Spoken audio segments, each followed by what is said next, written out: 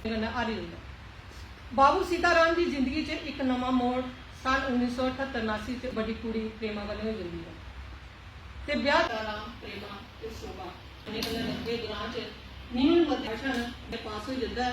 Jammu BSc करने लिए science college दाखिला ले लेना अजे भी बचाई है। अखनूर वाला पुल टप्पिया मिश्री वाला पूरपुर गुरोटा मुट्ठी सेरी पंटा किश अपने अपने रिश्तेदार दूसरी राशन दी चीज़ा मस्ता मिश्री वाला कैंपा च उन्हें मिलती हैं।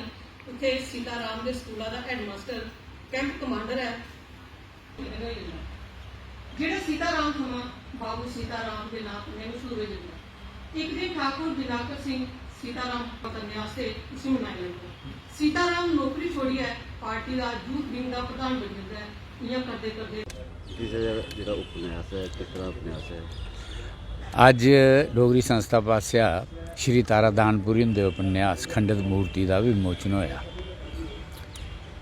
एक तो ये जिहड़ा उपन्यास है ये डोगरी च उपन्यास घट लिखे जाते हैं। एक तो खुशी ये है जे एक डोगरी का उपन्यास है और सिर्फ उपन्यास गै नहीं ये कोई 384 पेज का उपन्यास है, मतलब बड़ा मोटा उपन्यास है। ये लेखक ने बड़ी मेहनत की थी और लेखक ने साढ़े इस इलाके का खास तौर पर अखनूर खौड़ सेरी पंता इस इलाके का इन्ना खूबसूरत चित्रण किया है और उसके बाद पाकिस्तानी हमला होने पर जी नाठ पई उसका चित्रण किया है और साढ़े इस इलाके के चनाह के कंढे रोहने वाले लोगों के जीवन का पूरा एक प्रस्तुतिकरण किया है।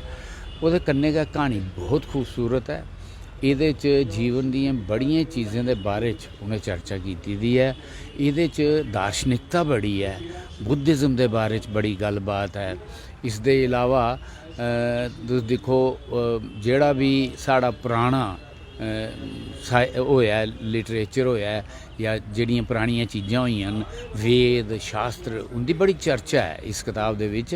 और उहदे कन्ने गै इन्हें विदेश च जिहड़ा थाईलैंड है और उस इलाके की बड़ी विस्तृत चर्चा इस किताब च मिलती है।